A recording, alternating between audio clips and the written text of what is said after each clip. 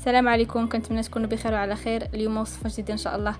غادي نحضر معكم ميني بانكيك بالشوكولا اللي كيجي خفيف بزاف ورائع. ان شاء الله تقدموه في الفطور ديال الصباح او العشيه بحال هكا، اللي زعما الا ما لقيتوش ما تاكلوا تقدروا تصاوبوهم. راه كيجيو دغيا دغيا كيتصاوبوا، ما كياخذوش الوقت بزاف، خصوصا الا بغيتوا ديروهم هاد الميني صغار بزاف، او تقدروا ديروهم كبار على حسب نتوما اللي كتبغيو. وتقدروا تزينوهم باي حاجه، بالصوص ديال النوتيلا او صوص شوكولا تصاوبوه، او تقدروا ديروه يعني باي حاجه متوفره عندكم.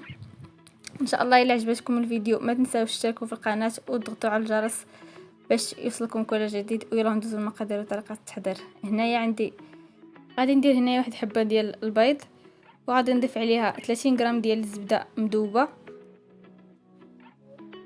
وغادي نخلط شي شويه. من بعد غادي نضيف 50 غرام ديال السكر سنيده، تقريبا 2 معالق كبار عامرين ديال السكر سنيده. صافي غادي نخلط المكونات يندمج ليا السكر مع الخليط.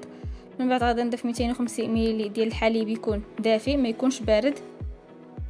وهنايا غادي نضيف 160 غرام ديال الدقيق، و20 غرام ديال الكاكاو، ونص معلقه ديال او 4 معلقه ديال البيكين صودا، و4 غرام ديال الخميره الكيميائيه، تقريبا نص ديال الباكيه، حيت الباكيه كتوزن 8 غرام.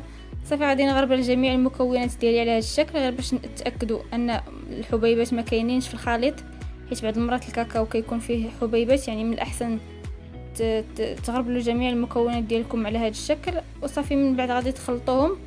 هنايا الا ما بغيتوش ديروا ديال البانكيك ديال الكاكاو، تقدروا تقسموا الخليط، يعني ديروا نص هكا ونص هكا، ديروهم على حسب اللي كيبغي ديال الشكلاط وعلى حسب اللي كيبغيو العاديين.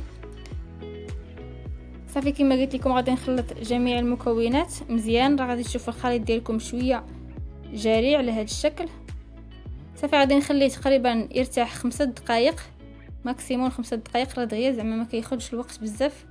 صافي غادي ندوزو باش نطيبوه. هنايا من بعد ما غادي تشوفوا الخليط راه تقل شويه من بعد ما خلينا 5 دقائق. صافي غادي نجيبو المقله ديالنا ديال البغرير او ديال البانكيك، المهم على حسب المقله اللي متوفره عندكم.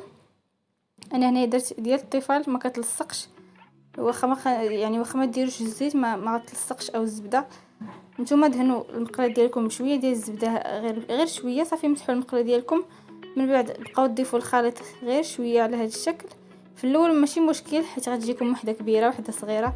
ضروري في الاول كتكون يعني شي وحده ما مقاداش، غير ما تعمروش الكاس او الحاجه اللي غادي ديروها فيها، ما تعمروش مزيان باش ما يدفكش لكم دغيا يعني دغيا في المقله، باش ما تجيكمش كبيره بزاف. او الا بغيتوهم ديروهم كبار نتوما على حسب الاختيار. صافي هنايا من بعد ما طابوا ليا راه دغيا كيطيبوا، ما كياخذوش الوقت بزاف، حيت واخا درتهم في نار هادئه زعما يعني في نار ما مجهداش مزيان، دغيا كيطيبوا ما كياخذوش الوقت. صافي هادو هما لي بانكيك ديالنا من بعد ما طابوا. ان شاء الله نتمنى تعجبكم وتجربوهم، راه كيجيو رائعين بزاف ولذيذين. تقدروا تقدموهم باي حاجه متوفر عندكم.